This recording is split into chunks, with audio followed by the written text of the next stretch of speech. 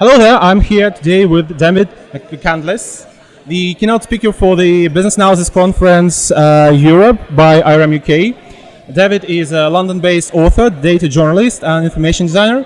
His blog and best-selling books, Information is Beautiful, Knowledge is Beautiful and Beautiful News, are dedicated to visualizing ideas, issues, knowledge and data. Morning David, how are you today? How do you feel after opening today's conference with a keynote speech? Yeah, it's great to be here. It's great to be in the flesh after so many years of pandemic, just to be talking to people, feeling people, hearing them. Yeah, it's good to be here. Okay.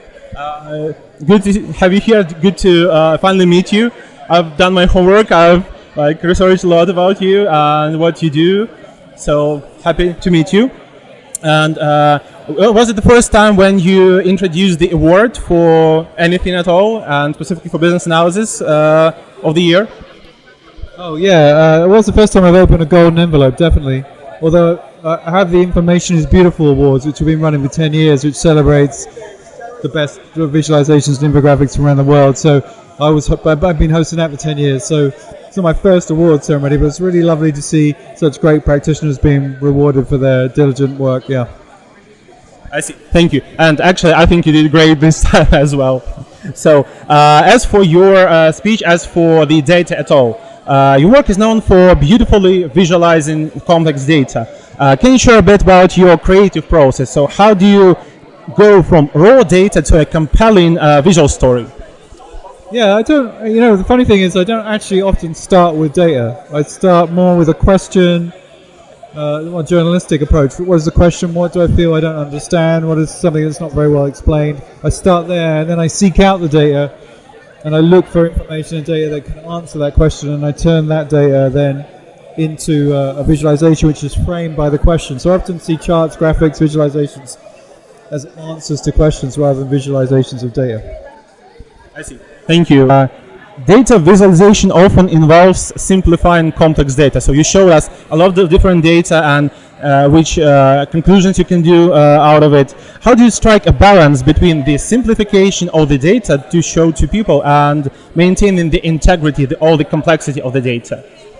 Yeah, I make a distinction between simplification and optimization, even though both sort of may end up with a similar kind of result, i.e. sort of very minimal or simple, clear chart.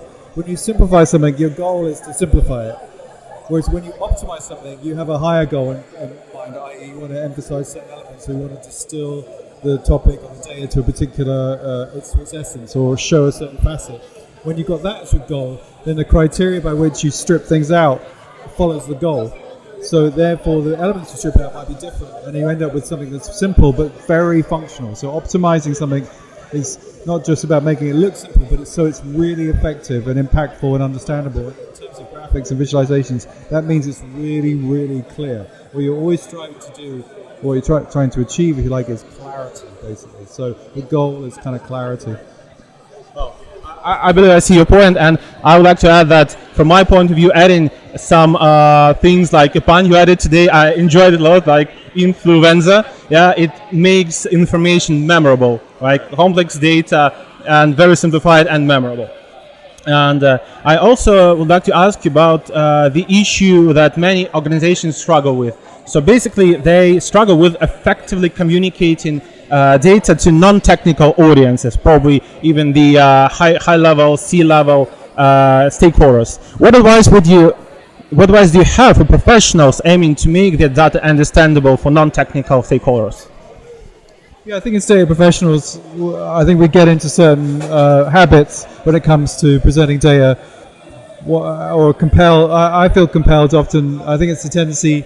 I think we have habits. We can get into habits as data professionals. And one habit might be, I need to show all the data.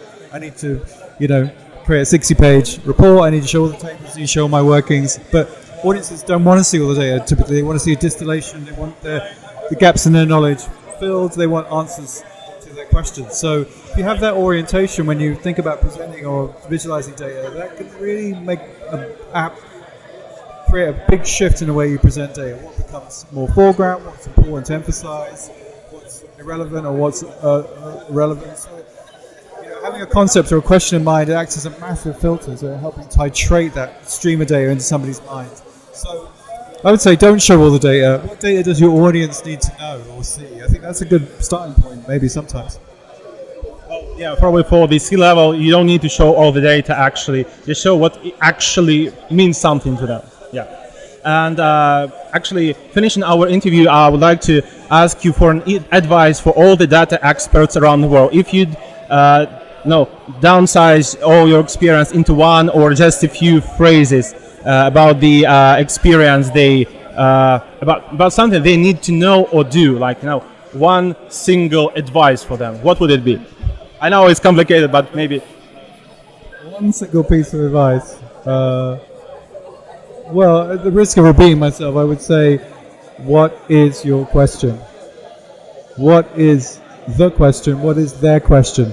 Like 3 types of question that may be the same. What is the question that's arising from the data? What is the question? What is your question? What are you curious about when it comes to data? What is their question? What do they want to know? Taking these different perspectives might constellate an actual singular question that the data can answer. But just take those perspectives and see what happens when you look at the data through those lenses. Yeah.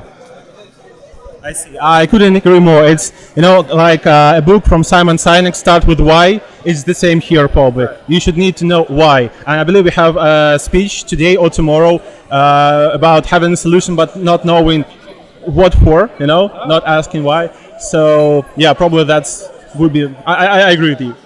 So, anyway, okay, for the interview, it was nice to meet you in person. Hope to meet you probably somewhere else in life. Thank you. It was fun.